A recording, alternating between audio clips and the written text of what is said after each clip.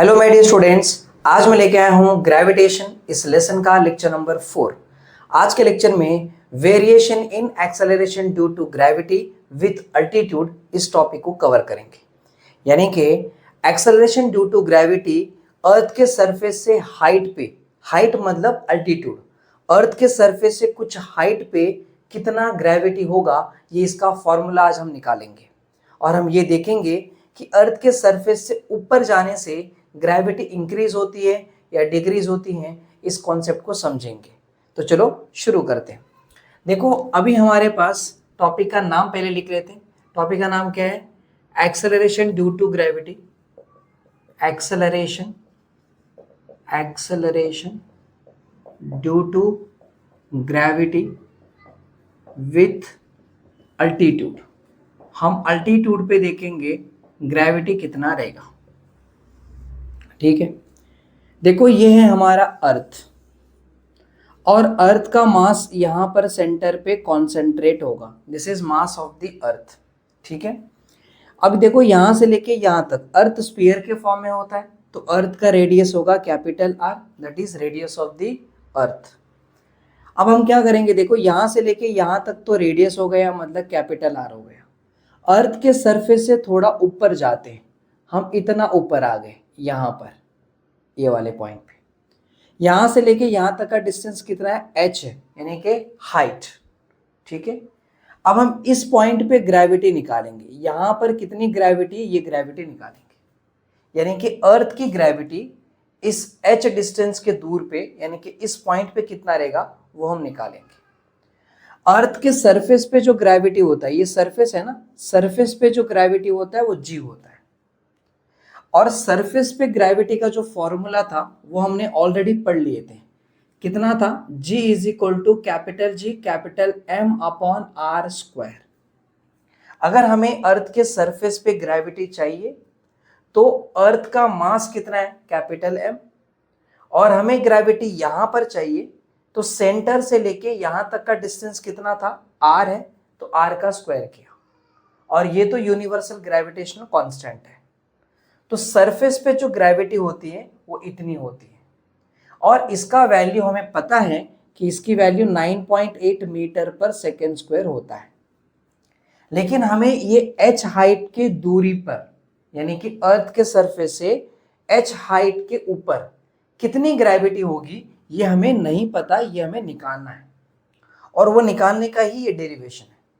ठीक है, लेकिन देखो अगर यहां ग्रेविटी निकालना चाहते हो तो ये फॉर्मूले के हिसाब से देखो, ये फॉर्मूला क्या बता रहा है आपको। इधर ग्रेविटी चाहिए तो g के जगह पे क्या लिखोगे? gh लिखोगे। ये कहां पर है? ये एक्सेलरेशन ड्यू टू ग्रेविटी है। Acceleration due to gravity on the surface of the earth. ये कहां पर है? On the surface of the earth. ये सरफेस पे ग्रेविटी कितना रहेगा उसका फॉर्मूला है। अगर मुझे ये पॉइंट पे ग्रेविटी निकालना है तो यहां अर्थ की ग्रेविटी कितनी होगी? gh, तो g के जगह पे gh लिखेंगे, is equal to capital G तो फिक्स है, यूनिवर्सल ग्रेविटेशनल कांस्टेंट है वो। अभी हमें इधर ग्रेविटी निकालना है, किसका? अर्थ का निकालना है। तो यहां जो मास होगा वो मास किसका है? अर्थ का रहेगा, अपॉन हमें ग्रेविटी यहां निकालना है, तो यहां से लेके यहां तक का डिस्टेंस कितना है? r प्लस h, यानी कि पूरा डिस्टेंस हो जाएगा r प्लस h। तो यहां लिखेंगे r प्लस h का होल स्क्वायर। देखो जब हम यहां ग्रेविटी निकाल रहे थे तो उसमें कैपिटल G फिक्स है, हम अर्थ का ग्रेविटी निकाल रहे इसलिए अर्थ का मास, और हमने ग्रेविटी यहां निकाल रहे थे तो इधर सेंटर से लेके यहां तक का डिस्टेंस कैपिटल R था, तो यहां r स्क्वायर हो गया। लेकिन अभी हम ग्रेविटी यहां निकालना चाहते हैं, इस पॉइंट पे, तो यहां निकालना है किसका? अर्थ का निकालना है, तो इसलिए मास की जगह पे अर्थ का मास होगा। और यहां से यहां तक का डिस्टेंस कितना है? r प्लस h है, तो इधर r प्लस h का स्क्वायर हो जाएगा। क्लियर हो गई? बाकी कैपिटल G फिक्स है। तो अभी अगर हम यहां पर देखो, ये जो r है radius of the earth, radius of the अर्थ जो नॉर्मली मीन वैल्यू लिया जाता है वो कितना होता है? 6371 किलोमीटर होता है। लेकिन जो जनरल वैल्यू होता है वो 6378.1 किलोमीटर होता है। कुछ जगह पे इसे राउंड फिगर कितना करते, 6400 किलोमीटर कर लेते। यानी कि अर्थ का रेडियस हमें पता है, वो हम यहाँ पुट कर लेंगे। यहां से कितने हाइट पे हमें निकालना है, वो हाइट अगर हम यहाँ पुट कर लेंगे। Mass of the earth fix है, अर्थ का जो मास होता है वो कितना होता है 5.97 इंटू 10⁻24 kg। इसी को राउंड फिगर हम 6 इंटू 10⁻24 kg लिखते हैं। इसकी वैल्यू फिक्स हम यहाँ पुट कर लेंगे। कैपिटल जी जो है वो यूनिवर्सल ग्रेविटेशनल कांस्टेंट है, उसकी value 6.673 into 10⁻−11 newton metre square पर केजी स्क्वायर है, ये हम पुट कर लेंगे। ये सारे वैल्यू हमें पता है, सब कुछ अगर हम पुट कर लेंगे तो यहां पर ग्रेविटी कितनी होगी उसकी वैल्यू हमें मिल जाएगा। लेकिन क्या है कि ये पूरा सॉल्व करना काफी मुश्किल हो जाता है, काफी डिफिकल्ट है। तो इसको आसान करने के लिए क्या करेंगे, हम आगे और सिंप्लीफाई करेंगे। तो कैसे करेंगे, देखो ये अपॉन ये लिखेंगे, ये कहां पर है, at height H, at height H. H height पे कितनी ग्रेविटी होगी उसका फॉर्मूला है, सरफेस पे ग्रेविटी कितनी होगी उसका फॉर्मूला ये है, और इसका आंसर हमें पता है, ये 9.8 मीटर पर सेकेंड स्क्वायर होता है। ठीक है, इसकी वैल्यू हमें पता है। अगर ये सारे के सारे जितने भी आपको यहाँ पर दिख रहा है, ये सारे टर्म्स की वैल्यू आप यहाँ पुट कर दोगे तो आपको आंसर ये मिल जाएगा। समझ में आ रही है मेरी बात? चलो अभी हम थोड़ा सिंप्लीफाई करते हैं और हम यहाँ पर एक फॉर्मूला निकाल के देखते हैं। ये फॉर्मूले से भी आप आंसर निकाल सकते हो, लेकिन ये डिफिकल्ट होगा, तो थोड़ा इजी करते हैं। कैसे करेंगे, देखो हमें इसको इक्वेशन नंबर 1 कर लेते हैं और इसको इक्वेशन नंबर 2 कर लेते हैं, और हम यहाँ करेंगे डिवाइडिंग इक्वेशन 2 बाय इक्वेशन 1।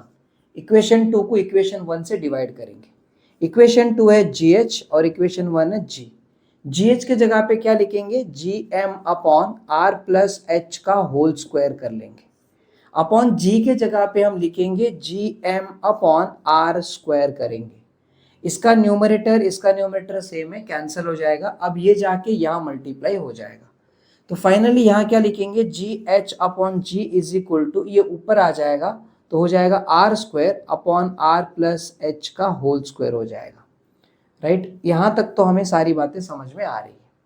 आगे देखो हमें यहाँ लिखना है कि GH upon G is equal to, अब ये R स्क्वायर है तो उसे R स्क्वायर को हम वैसे ही रख लेंगे। अब ये a plus B whole square का फॉर्मूला है, तो आपको पता है कि a plus B whole square का फॉर्मूला क्या बताता है, a के ऊपर स्क्वायर आएगा प्लस 2ab आएगा, 2ab प्लस ये b का स्क्वायर करेंगे तो ये b का स्क्वायर हो जाएगा। तो इसके अकॉर्डिंग इसको सॉल्व करेंगे तो ये हो जाएगा r square plus 2rh plus यहाँ पर क्या होगा, h स्क्वायर हो जाएगा।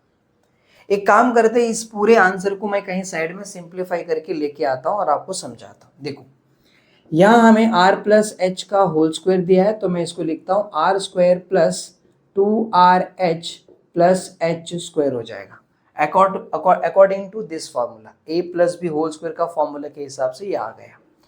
अब जरा देखो, मैं इसमें r स्क्वायर अगर कॉमन ले लेता हूँ तो ये r स्क्वायर बाहर गया तो यहाँ कुछ नहीं रहेगा तो 1 रहेगा, प्लस देखो ये r बाहर गया तो 2h अपॉन r हो जाएगा, प्लस देखो ये h स्क्वायर है तो यहाँ पर h square upon r square होगा।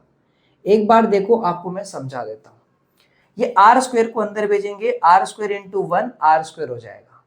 अब अगर ये r स्क्वायर यहाँ आता तो ये r स्क्वायर अगर अंदर मल्टीप्लाई करता तो यहाँ आ जाता r स्क्वायर और r कट जाएगा, 2hr ये रह जाता, 2hr है, 2hr है।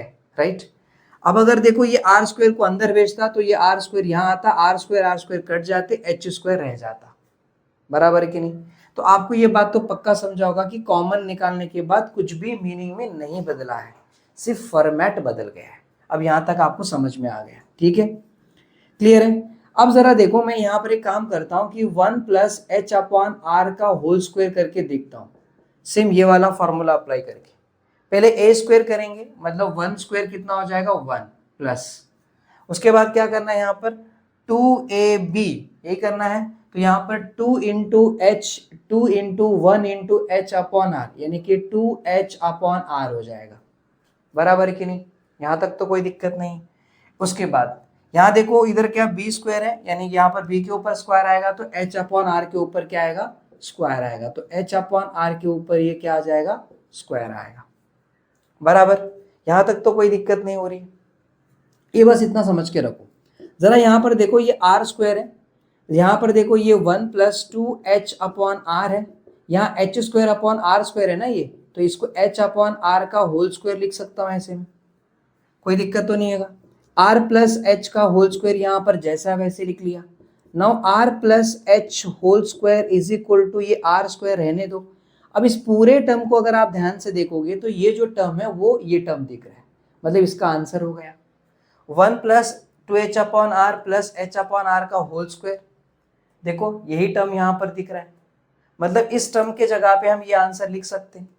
तो क्या लिख देंगे यहाँ 1 + h/r का होल स्क्वायर हो जाएगा ये। बराबर, एक बात याद रखो, यहाँ h²/r² था, तो दोनों के ऊपर स्क्वायर है तो मैं दोनों को कॉमन स्क्वायर लगा लिया, और अब ये कंपेयर करेंगे तो इससे कंपेयर हो रहा है, मतलब ये आंसर सेम है, तो इसका जो भी रिजल्ट है वो आप यहाँ लिख सकते हो, तो हमने यहाँ लिख दिया। तो इन शॉर्ट में कहूँ तो फाइनली आपको एक बात यहाँ समझ में आ रही है, r + h होल स्क्वायर का जो आंसर आ रहा है वो ये आ रहा है कि नहीं आ रहा है? देखो r + h स्क्वायर का जो आंसर है वो क्या आने वाला है, ये आने वाला है। तो मैं डायरेक्टली क्या करता हूं, यहां पर r + h का होल स्क्वायर है ना ये वाला, इसके जगह पे मैं डायरेक्टली ये लिख देता हूं। तो यहां आ रहा है r² × 1 + h/r का होल स्क्वायर हो जाएगा। क्लियर? अब ये r² कैंसिल हो जाएंगे, तो फाइनली यहां बचेगा क्या, gh/g is equal to 1/1 + h/r का होल स्क्वायर यहां बचा है, तो हमने उसको लिख लिया। अब एक काम करते, जरा इसको निकाल लेते हैं क्योंकि ये डिस्टर्ब करेगा।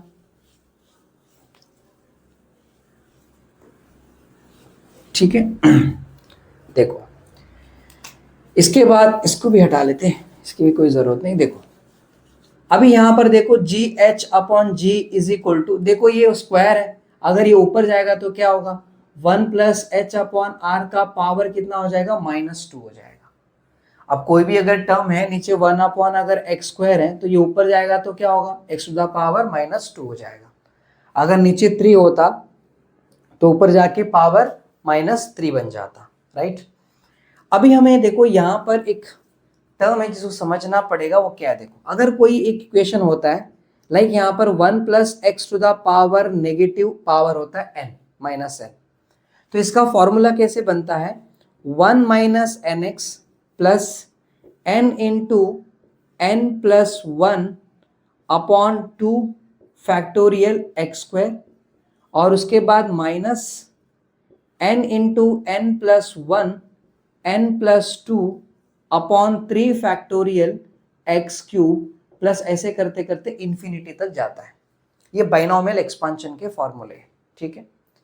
अब अगर 1, देखो इसके जगह पे हम कोई ऐसे टर्म लिख लें। अब अगर इसको हम सॉल्व करते, समझो इसको अगर हमने सॉल्व किया तो 1 + x⁻⁻n है, अगर ये n के जगह पे मैं अगर ये टर्म लिखता हूँ 2 लिख लेता हूँ, तो इसका आंसर क्या आता है, 1 - 2x प्लस, इसको अगर एक्सपांड करेंगे तो यहाँ पर आता है इधर 2, मतलब -2, और यहाँ पर देखो यहाँ पर कितना, ये 2 है, n के जगह पे कितना आ रहा है, 2 आ रहा है, तो यहाँ पर 2, इधर 2 + 1, ऐसा आता कि ये 2 और ये 2 + 1 कितना हो जाता, 3 हो जाता, मतलब ऊपर आ जाता 3, 3 2 कितना 6 आ जाता, /2 फैक्टोरियल x² है।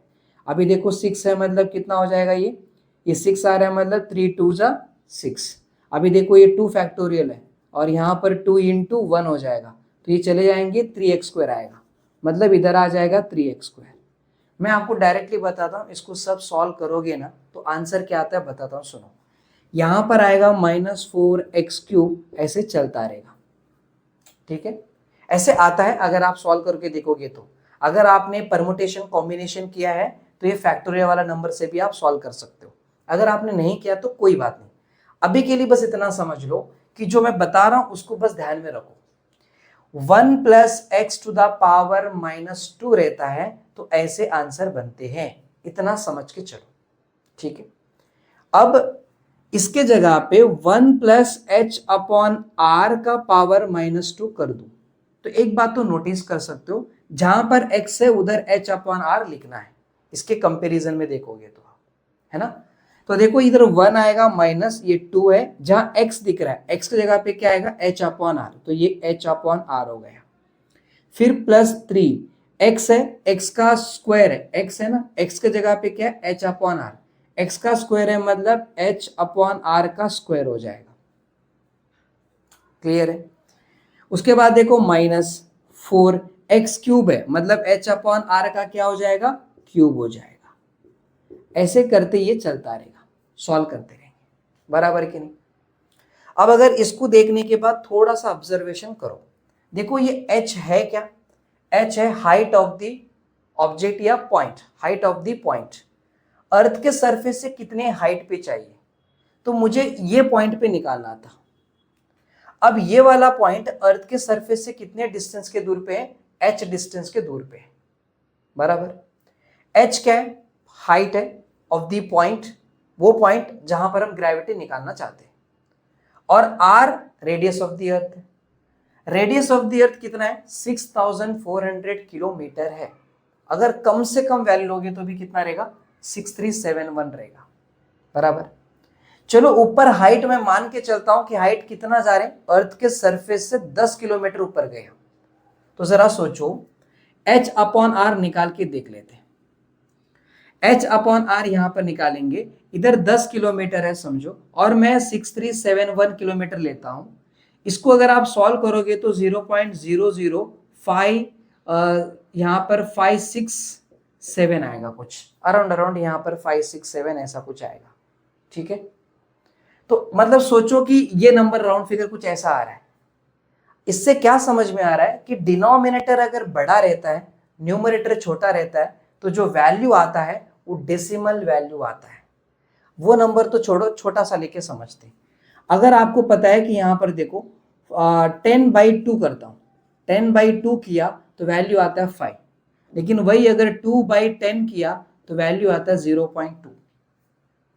डिनोमिनेटर बड़ा है तो वैल्यू देखो डेसिमल में आ गया, न्यूमरेटर छोटा, डिनोमिनेटर बड़ा, वैल्यू डेसिमल में आ गया।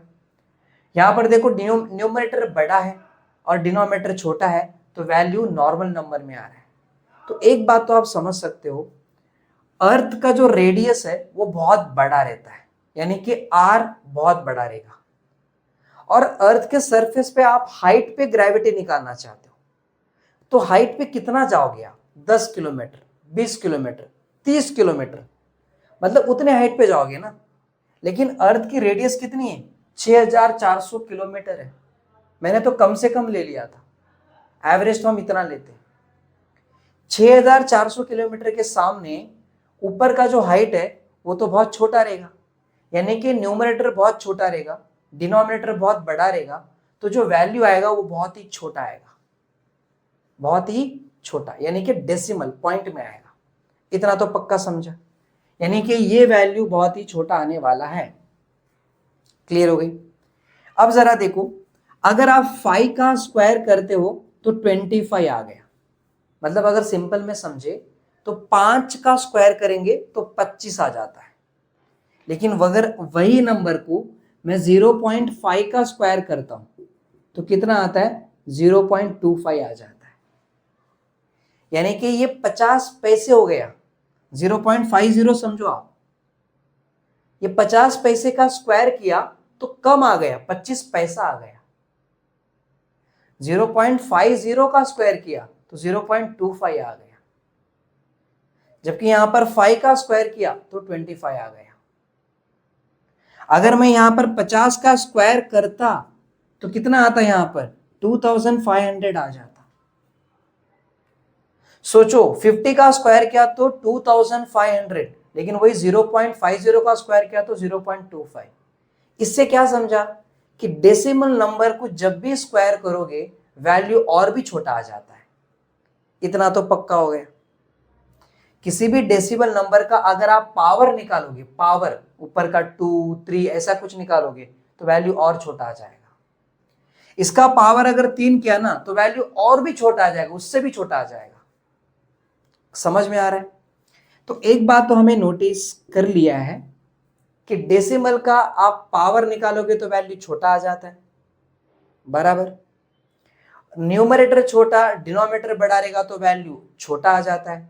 इतनी बातें समझ में आ गई, कोई दिक्कत? और देखो, जैसे मान के चलो कि हमने यहाँ पर 50 इंटू 50 करेंगे तो कितना आ जाएगा? 2500 आ जाएगा। लेकिन सोचो कि अगर हम वही 50 इंटू 0.5 करेंगे तो कितना आ जाएगा? आप इसको करोगे यहाँ पर, देखो 55 से कितना? 75 है ना। 55 से 55 से कितना होगा? 75 होगा।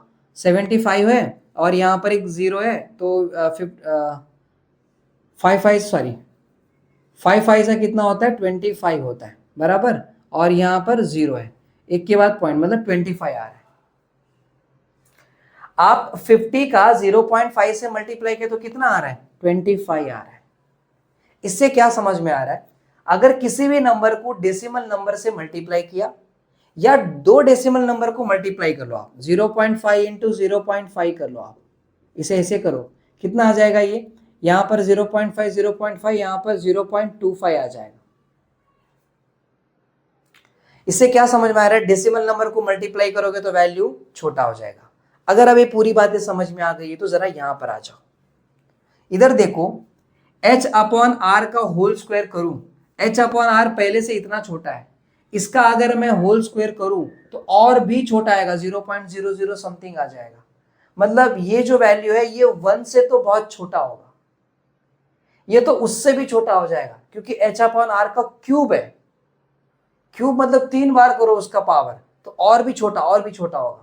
यानी कि ये वैल्यू 1 से भी छोटा होने वाला है, मतलब राउंड फिगर 0 होने वाला है। तो ये भी 0 हो गया, ये भी 0 हो जाएगा, ये सब हट जाएंगे। बचेगा क्या? सिर्फ ये बचेगा। समझ में आ रहा है?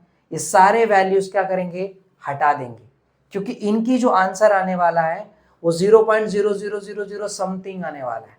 मतलब राउंड फिगर 0 ही पकड़ो, 1 से तो बहुत छोटा हो जाएंगे। इसलिए ये टर्म हट जाएगा, ये टर्म हट जाएगा, सिर्फ ये बचेगा।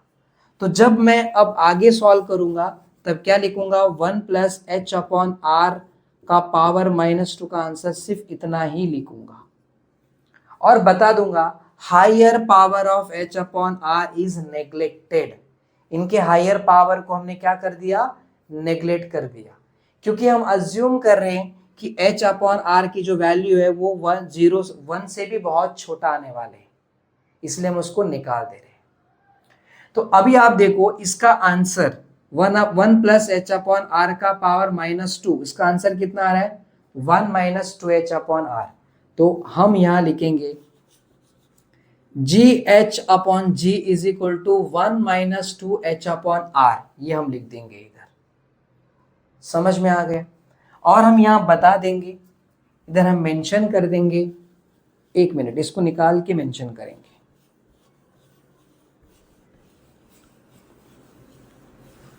यहां पर हम बता देंगे कि since h upon are is neglected, क्या है? Neglected, sorry h upon r नहीं, since the higher power of h upon are is neglected, इसको हमने क्या कर दिया? नेग्लेक्टेड कर दिया। बिकॉज, क्योंकि we assume that h upon r is less than 1, ये 1 से बहुत छोटा है, इसलिए 0 के बराबर है, इसलिए इसको हटा दिया। फाइनली हमारे पास क्या बच रहा है कि जी एच, देखो अभी ये जो इसको ब्रैकेट बना लेते हैं तो यहाँ आ जाएगा 1 - 2h अपॉन आर, और इसको हमने यहाँ शिफ्ट कर लिया। अब आ गया फॉर्मूला। अब अगर मुझे यहां पर ग्रेविटी निकालना है तो उसका फॉर्मूला क्या बनेगा? ये बनेगा। अब मैं इसका फॉर्मूला बना सकता हूं कि G H is equal to G into 1 - 2h upon R. अभी आप वैल्यू पुट कर लो। अब आपको एक क्वेश्चन में बोल देंगे कि यहां से 10 किलोमीटर के दूर पे हमें ग्रेविटी निकालना है, तो आप h के जगह पे 10 किलोमीटर लिखो, r के जगह पे कंसिडर करो 6400 किलोमीटर, इसको सॉर्ट आउट करो। और ये स्मॉल g का वैल्यू आपको पता है 9.8 है, पुट कर दो, डायरेक्ट आंसर मिल जाएगा। देखो ये फॉर्मूला और ये फॉर्मूला में क्या फर्क है जरा देखो। दोनों फॉर्मूला में फर्क इतना है कि इसमें सिर्फ हाइट का वैल्यू पुट करना है, आर का वैल्यू हमें पता है, सिर्फ आपको यहां पर सॉल्व करना है। जो भी आंसर आएगा उसको 1 में से माइनस करना है और जो भी रिजल्ट यहां पर आता है उसको जी से मल्टीप्लाई करना है। और जी की वैल्यू अर्थ के सरफेस पे हमें पता है, तो आंसर बहुत इजी हो जाएगा। लेकिन अगर इसमें पुट करोगे तो आपको पहले कैपिटल जी का वैल्यू पुट करना पड़ेगा, mass of the earth put करना पड़ेगा, रेडियस ऑफ द अर्थ, उसके बाद कितने हाइट पे वो हाइट, इनका स्क्वायर करने का, उसके बाद इनको सॉल्व करने का, बहुत लंबा प्रोसेस है और यहां से आंसर निकालना काफी कॉम्प्लिकेटेड बन जाता है। तो सिंपल करने के लिए आप इसमें पुट करोगे। तो ये फॉर्मूला अभी आप याद रखोगे। समझ में आ गया यहां तक? बस यही कहानी है। अब आप जरा नोटिस करो, देखो इसकी वैल्यू अगर बढ़ जाएगा, अगर आप हाइट पे जा रहे हो समझो, इसकी वैल्यू बढ़ जाएगी मतलब न्यूमरेटर बढ़ जाएगा, डिनोमिनेटर फिक्स है, तो ये वाला वैल्यू ज्यादा हो जाएगा। ये ज्यादा हो जाएगा मतलब वन में से जो बड़ा वैल्यू निकलेगा तो वैल्यू और छोटा हो जाएगा। छोटे वैल्यू की इससे मल्टीप्लाई करोगे तो वैल्यू और छोटा हो जाएगा। मतलब जैसे जैसे हाइट पे जाएंगे अर्थ की ग्रेविटी क्या होगी, कम होती रहेगी। सो एक बात हमने नोटिस किया कि with altitude as we goes up या above the earth surface, the acceleration due to gravity is going to be decreases. वो क्या होने वाला है, कम होने वाला है। तो ये बात हमने यहां पर समझ गए। ठीक है, अब इसका फॉर्मूला हमें समझ में आ गया है। एक क्वेश्चन लेते हैं और आपको सॉल्व करके दिखाते हैं। तो इसको हटा लेते हैं।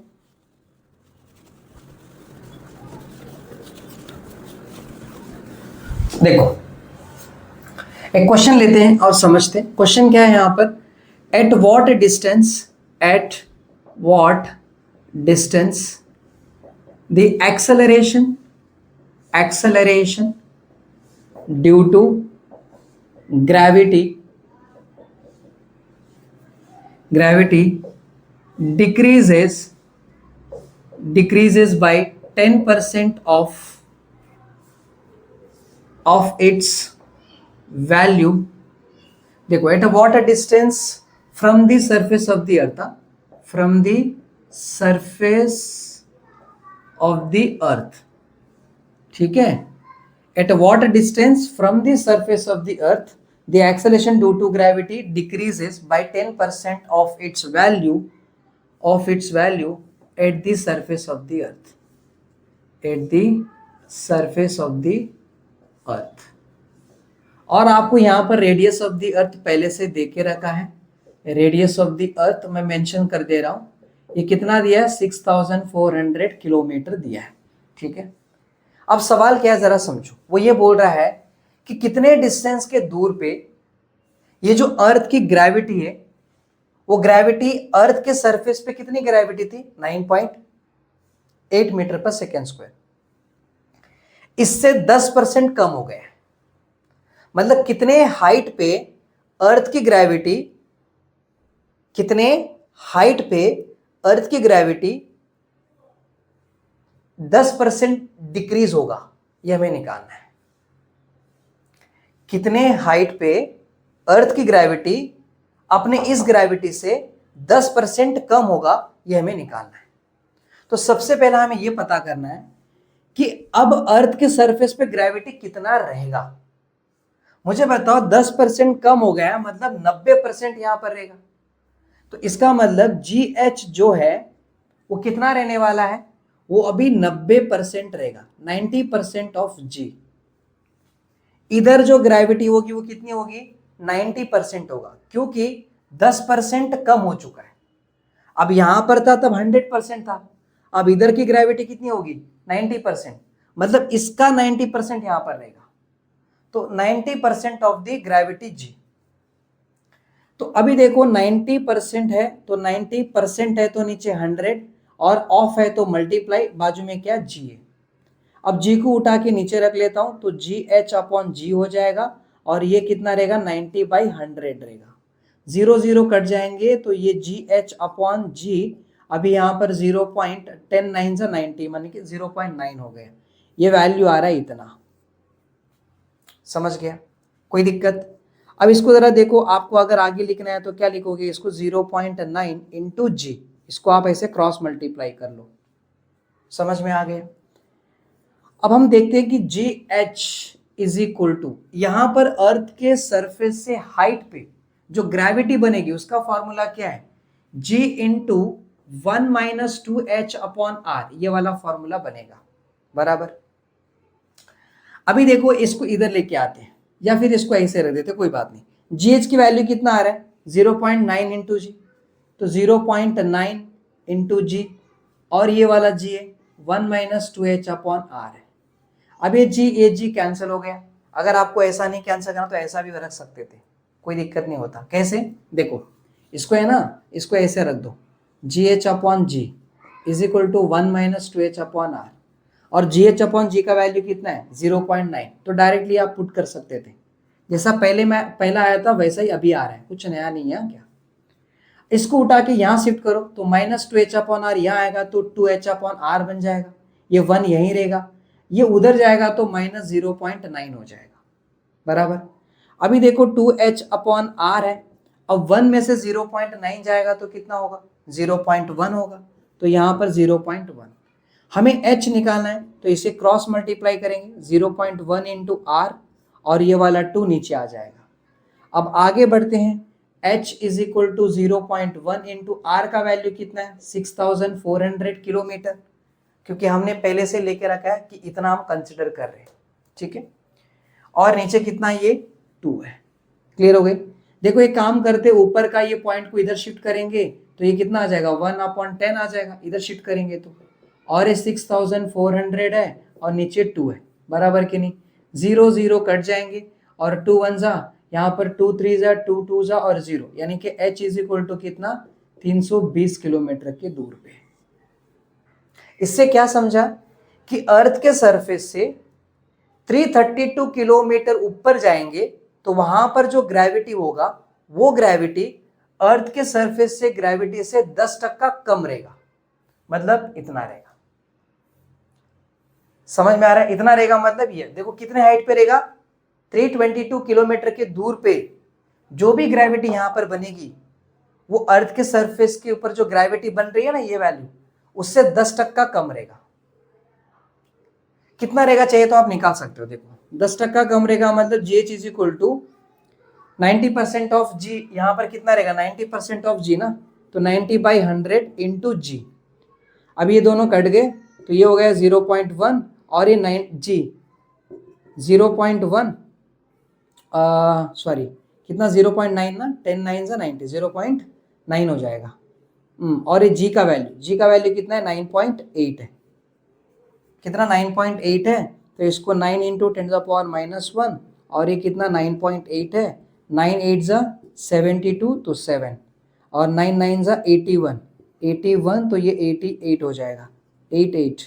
और बस एक के बाद पॉइंट 10⁻⁻1 है तो इसको यहाँ पर 8.82 मीटर पर सेकेंड स्क्वायर होगा। देखो इतना रहेगा, कितना, इतना, यानी कि अर्थ के सरफेस से 320 किलोमीटर के दूर पे जो ग्रेविटी बनेगी वो इतनी बनेगी। समझ में आ रही, इतनी ग्रेविटी यहां पर बनेगा। क्लियर हो गया। और ये ग्रेविटी कितना टक्का कम है, 10% कम है, किससे, इस ग्रेविटी से। इस ग्रेविटी से वो कितना टक्का कम है, 10% कम है। क्लियर, बराबर है ना आंसर, कुछ गलत तो नहीं हुआ। यहाँ पर 9/10 इंटू जी, तो यहाँ 10 9 से 90, यहाँ पर जी 9.8 है, पॉइंट शिफ्ट किया 9 10⁻⁻1, 9 8 जा 72 तो 7, 9 9 से 81 प्लस 7 88 बराबर, तो एक के बाद पॉइंट है और उसके बाद 10⁻⁻1 शिफ्ट किया, बराबर है, ठीक है, इतना वैल्यू रहेगा। तो बस आज के लेक्चर में इतना ही है। हमने ये देखा कि अर्थ की जो ग्रेविटी है वो h हाइट के ऊपर, अर्थ के सरफेस से h हाइट, अल्टीट्यूड मतलब क्या हुआ, हाइट, दिस इज हाइट। तो कुछ हाइट पे ग्रेविटी का फॉर्मूला क्या बनेगा, वो फॉर्मूला ये बनेगा, और कैसे सॉल्व करते उसका एग्जांपल देखे हमने। तो आज के लेक्चर में बस इतना ही, नेक्स्ट लेक्चर में मिलेंगे, तब तक के लिए जय Hind, thank you so much.